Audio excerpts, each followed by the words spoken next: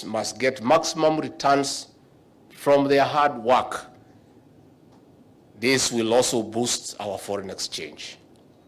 We must rewrite history of the Kenyan coffee, which dates back to 1894.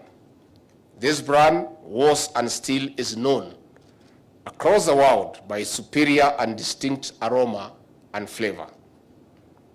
President William Ruto and I have zero vested interest beyond saving the farmer.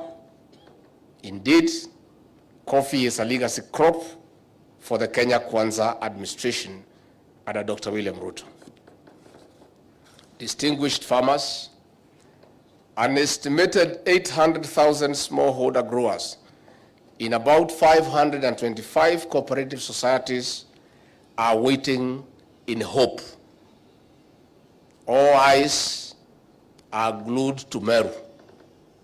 Farmers across the country are waiting the outcome of this conference. This Meru conference must midwife long-term and sustainable farmer-centered reforms in the coffee subsector. Distinguished guests, for this forum to achieve its goal, we need to collectively examine the current situation, and I invite all of you to speak openly and candidly in an interactive summit. I may just want to add a little.